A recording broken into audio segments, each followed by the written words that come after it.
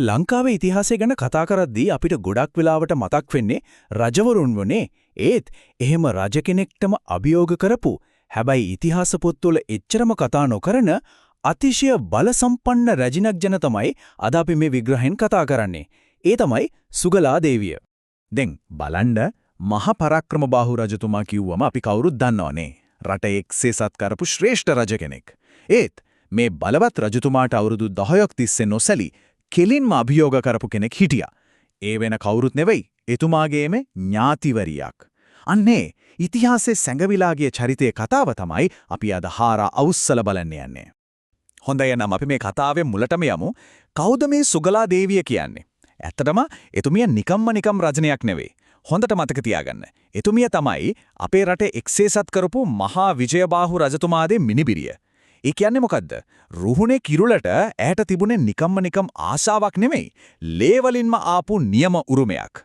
හැබැයි ඉතින් මේ උරුමය තහවුරු කරගන්න එක එච්චර ලේසි උනේ නෑ. ඒකට හේතුව තේරුම් ගන්න නම් අපි පොඩ්ඩක් 12 වෙනි සියවසේ ලංකාවට යන්න ඕන. ඒ කාලේ ලංකාවේ තිබුණේ නිකම් දේශපාලන අර්බුදයක් නෙදෙයි. ඇත්තටම කිව්වොත් දේශපාලන කුණාටුවක්. බලන්නකෝ මහා විජයබාහු රජතුමා රට එකතු කළාට පස්සේ එතුමාගේ අභාවයත් එක්කම ඒ හැමදේම ඉවරයි. ඒ එක්සේසත් රාජ්‍යය කියන හීනය සුණු විසුණු වෙලා යනවා. බලතණ්හාව, කුමන්ත්‍රණ, පවුල් ඇතුළෙම තිබුණු ආරවුල් මේ ඔක්කොම නිසා මුළු රටම ප්‍රධාන කෑලි තුනකට කැඩිලා යනවා. පොළොන්නරුව, රුහුණ සහ දක්ෂිණ දේශය කියලා. ඉතින් මේ බලාරගලේ ඇතුලේ හිටපු ප්‍රධාන චරිත දිහා බැලුවම මේක හරිම සංකීර්ණ පවුල් කතාවක්.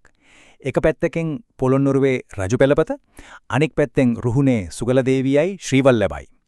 එතකොට තුන්වෙනි පාර්ශ්වය තමයි දක්ෂිණ දේශයේ හිටපු පරාක්‍රමබාහු. මෙතන තියෙන පුදුම දේ තමයි මේ හැමෝම කොහෙන් හරි ඥාතීන්. ඒත් බලය කියන දේ කොච්චර දරුණුද කියනවනම් ඒ ඥාතිකම් ඔක්කොම පැත්තකට දාලා ඔවුන් එකිනෙකාට එරෙහිව නැගී සිටිනවා.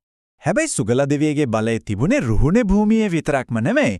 නෑ, ඊට වඩා ගොඩක් ගැඹුරු, ගොඩක් බලවත් දෙයක් එතුමිය ළඟ තිබුණා.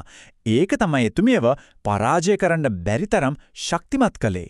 මෙන්න මේක තමයි මුළු කතාවේම තීරණාත්මකම කාරණය.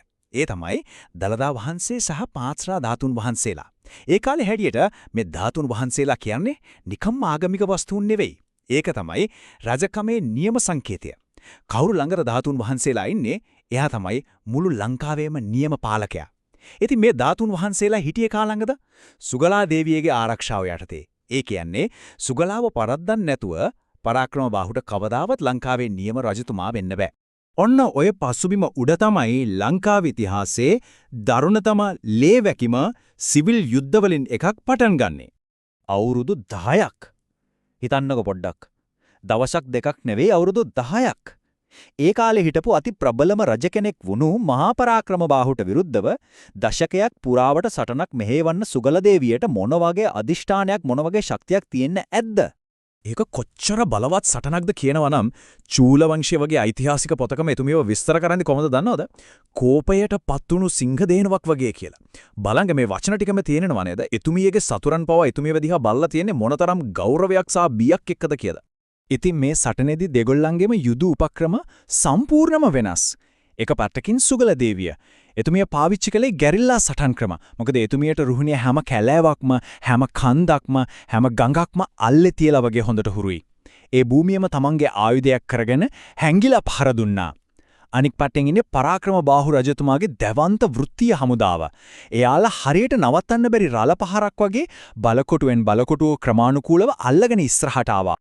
හැබැයි ඉතින් මේ තරම් කාලයක් තිස්සේ ගෙනිච්ච වීරෝදාර සටන අන්තිමේදී හරිම ඛේදජනක අවසානයකට මුහුණ දෙනවා. එතුමියගේ පරාජය එකපාරටම සිද්ධ වෙච්ච දෙයක් නෙවෙයි. ඒක ටිකින් ටික සිද්ධ වුණු බිඳ වැටීමක්. මුලින්ම එතුමියගේ බලයේ ලොකුම උල්පත වුණු දළදා සහ පාත්‍රා ධාතුන් වහන්සේලා පරාක්‍රමබාහුගේ සේනාව අතට පත් වෙනවා. ඊට පස්සේ එතුමියගේ හිටපු දක්ෂතම විශ්වාසවන්තම සෙන්පතියන් එකාපිට එකා සටන් බිමේදී මිය යනවා. අන්තිමටම තනි වෙච්ච බලය අහිමි වෙච්ච සුගලා දේවියව සතුරන් විසින් පණ පිටින්ම අල්ලගන්නවා. ඉතින් බලන්න ඒ ඉරණමේ තියෙන දරුණුකම. අවුරුදු 10ක් තිස්සේ තමන්ගේ රාජධානිය වෙනුවෙන් තමන්ගේ උරුමය වෙනුවෙන් සටන් කරපු ඒ රණකාමී රැජිනට අන්තිමේදී සිද්ධ වෙන්නේ මොකක්ද? තමන්ව පරද්දපු, තමන්ගේම බෑනාගේ රාජසභාවේ සිරකාරයක් විදිහට ජීවිතේ ඉතුරු කාලය ගෙවන්න. හරි. එතුමිය යුද්ධයෙන් පෙරදුනා තමයි ඒක ඇත්ත.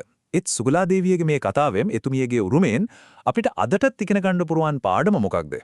එතුමියගේ කතාව අපි ඉස්සරහා හරිව වැදගත් ප්‍රශ්නයක් ඉතුරු කරලා යනවා. ඉතිහාසය ලියන්නේ හැමතිස්සෙම දිනනාය නම් පෙරදුණු අයගේ කතාවලින් අපි ඉගෙන ගන්න ඕනේ මොනවද?